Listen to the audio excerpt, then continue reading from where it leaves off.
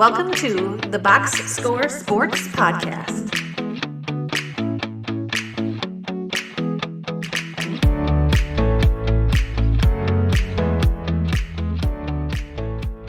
Okay, we're done with them. Let's go do another team you love talking about. Okay, this is the NBA exit interview for the New York Knicks. Let's go there. They were 51 and 31 last year, the third seed, and they were eliminated in the Eastern Conference Finals from the by the Pacers. What grade do you give the New York Knicks? So I gave them a B plus. I was Me down too. on the Knicks going into the year. Didn't think it would quite work out. It took until the Pacers for it to kind of not work out, which is much farther than I thought they were going to get. At least theoretically, I thought they would struggle and be a lower end playoff team, not the three seed. Um, and losing Tibbs, I didn't really dock him for that because yeah, he seemed like a good coach, but some of the stuff after he's fired about, you know, the Knicks were really trying to win on the margins, kind of using numbers, getting guys the shots they need to, and Tibbs isn't that numbers analytics kind of coach. And you could see that we saw the issues with it like in the Pistons series where Hmm. you're not getting Karl Anthony Towns 6, 7, 8 threes a game. He's only getting up 2, 3, 4 in a game, which is crazy, especially against a team like the Pistons that play like a drop center. So I didn't really dock him for that. You might not get a better coach, but maybe you can get one that can play at least offensively. I think is where it kind of bogged down for them. Jalen Brunson having to do so much, and the Pacers just wore them out. And you kind of see the limitations of a one man show. Yeah, if you would ask like the Knicks offseason what was their goal? Their goal was to beat the Celtics. And they actually accomplished that. But the problem was the Pacers came to town and they didn't have the horses to beat the Pacers. I gave them B plus two because of that is like this was a big chance for them to get to the finals and it was like you did what you like set out to do to beat the Celtics, but you still weren't able to get to the finals because of the Pacers, right? I agree with you. The Cat trade better than we thought it would be. They had the fifth ranked offense, but it still was an offense that was highly dependent on Brunson, especially when the games mattered the most, and that was in the playoffs. Because even in the Pistons series, and I'm going to bring it up again, but like they were a foul call away from being down 3-2 in that series, right? So that that's just showing that they kind of need um, a little bit of more variety in offense, and they have the players to do it. Like Bridges is a good player. He shoots 50% from the field. He's 35% from three. He needs the ball a little bit more. And he needs to be able to create as well. Firing Thibodeau, it made sense that he was kind of the fall guy because you're right. They need more of an offensive scheme. And then he didn't do a good job developing the bench, right? Like, and he barely used them in the playoffs until they played against the Pacers, which then he threw players in a moment that they weren't quite built for because they didn't get any playing time. So, uh, I'm interested who they hire and what that coach does to help improve the offensive side of the ball. Yeah, and they, I know he didn't play all the year, but not playing Robinson and Towns more during the regular season to kind of figure that out. And then you get to the playoffs, and like you said, especially against the Pacers, you're throwing out different lineups, which surprised the Pacers, and they got that one game. But then you kind of shot your shot, Yep. and the Pacers were like, "Oh, this is what this is going to look like now." And going back to how they were playing, the Pacers were like, "Well, you can do that because we have that figured out." And part of that is limitations to the roster. Like, you go all in with these expensive guys, and they, threw a lot of their picks out the window to get, the team that they have. So you have that to a degree. And I think that kind of reached what I thought was going to be the problem with the team. But I could take an L for the Knicks because they got to the Eastern Conference Finals. They got closer to the finals. But, in the long run, now you have decisions to make. But again, those might be skewed because of the Eastern Conference for next year. Yeah, correct. Yeah. Okay, so let's talk about their offseason then. So they are above the first apron, but below the second apron right now. They have a bunch of free agents. Achua, Payne, those are probably and Shamit, those are probably the three most notable ones. Tucker's on a team option. So, part of the thing they got to probably do this offseason is get some depth. So they have one second round pick this year. They got five first round picks, but coming up, but they only have one that's tradable. I didn't tell you this, but when I was doing the long shot for the Nuggets, I was like, oh, they could trade a couple picks. I saw they had four first round picks. None of them are tradable. So somebody commented on my video. So thanks to that person for doing that. Did not look to see if that was tradable or not. Okay, seven future second rounders, and that's about all the important stuff for the Knicks. What do you think their focus needs to be this offseason? What would you do if you're the Knicks? Again, they're a good team, so they got to maximize the minimums. They should be able to. I mean, the free agent market dries up fast. There's only so much money. Most guys want to win. So anyone, again, it sounds redundant, but you got to have guys that can shoot. Um, and for them, it's hard to say. You have Towns, and he provides such an advantage, but also such a disadvantage. You Yeah. see it ebb and flow. It's such wild swings. So I think for the Knicks, they're probably going to talk themselves into, which is probably based on their pick situation, their cap situation, is probably to run it back in the Eastern Conference. That's probably your bet. And if you can steal someone on a minimum, or you can use a couple of those second round picks to do a small upgrade, sure. But I think this is one of those teams that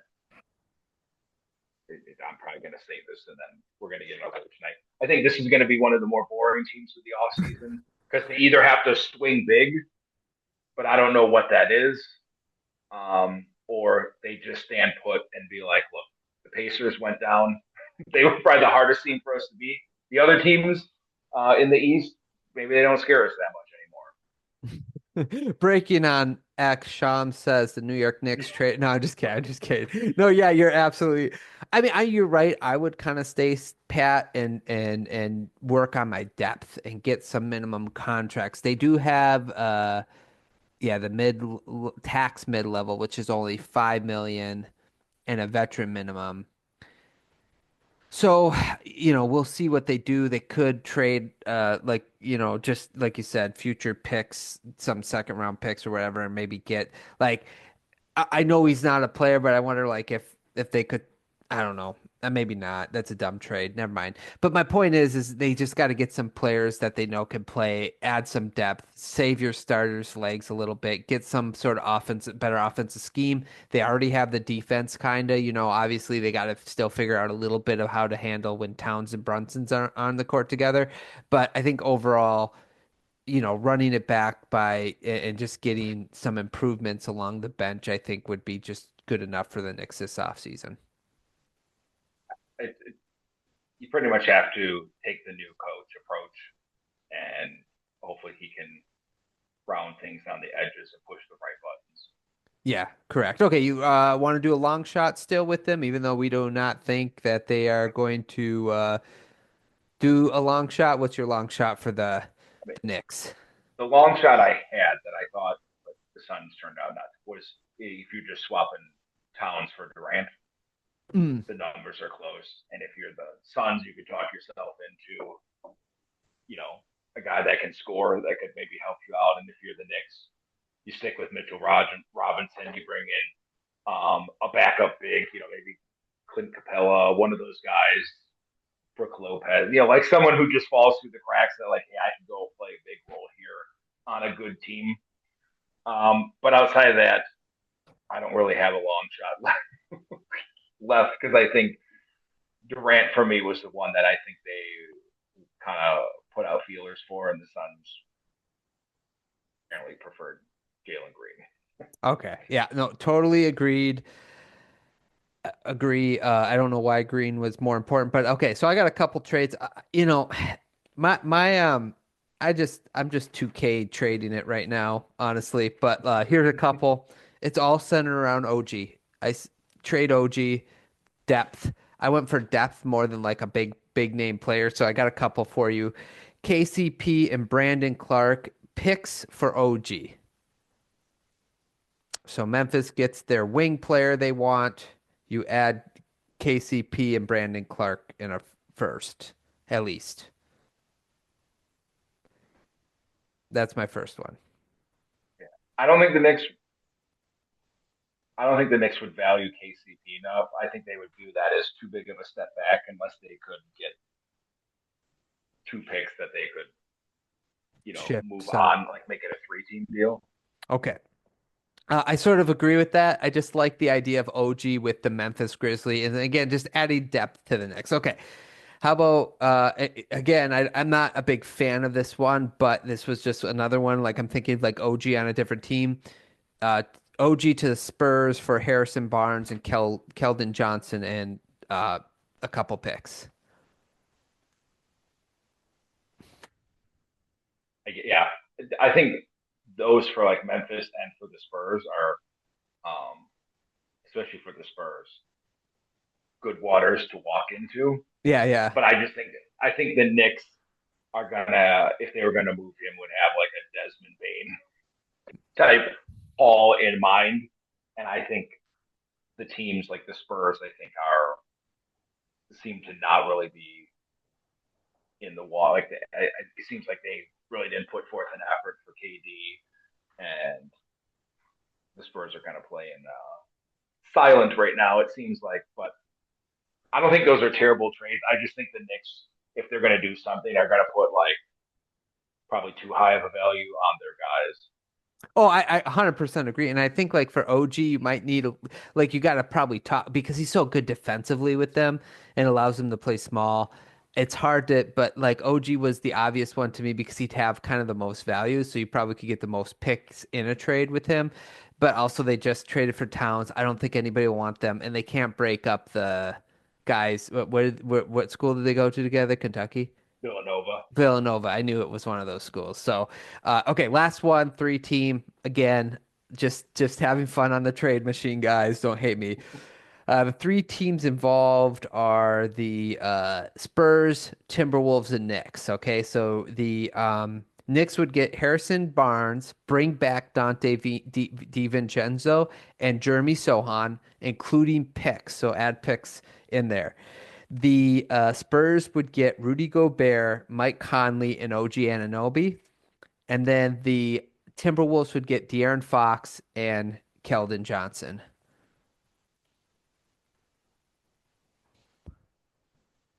I think that's a good framework Yeah, something there, right? because It I think worked. Minnesota would. Yeah, I think Minnesota would be willing to get off of Rudy Gobert in the right deal. And if you're the Spurs, I don't know about Gobert, like because his contract would then be hard to move off of, and if Giannis becomes available, I think the Spurs are one of the teams that are. I do think the Spurs are one of the teams like let's just wait a little bit. I think the Rockets are too, which is why they didn't give up much for Durant. Um, but I think the framework of that is good. I can't remember how long Rudy's contract goes for. That I would think, probably be the only yeah, I three think more it's years. 3 more years. And the reason why I did that was number one, they kind of want a center next to Victor, right? So that would be perfect. But number two, by the time you're ready to pay Victor, and then the younger guys like Castle, and then whoever they Harper this year, his contract will be up. An expiring contract's easy to change. And then OG, like, so if let's say you wanted to trade for Giannis, OG can be part of the trade along with a bunch of picks. You'd probably have to throw in Harper or Castle in that trade as well. So there's some options, but I just thought it satisfies a lot of needs. It brings the Villanova guys back together, which is the most important part that we get the commercial where they now what is it? They like it's been a long time, Yeah, see you, my friend. Like now we can have yeah, like we're all in this together or some kind of music behind in the background. Sohan would replace the defense of Anunoby. Not as good, but he's a good defender. So anyway, add depth to the next. Okay. Fair enough. Anything else on the Knicks? Nope. You're like, Ryan, enough with these 3-team trades, okay? No, they're fun. Okay. Let's move on then to our next one. Thanks so much for watching this clip of the Box Score Sports podcast. I hope you guys enjoyed. If you haven't yet, please subscribe to our channel. Follow us on Instagram and Twitter or X. And we'll talk to you guys real soon. See ya.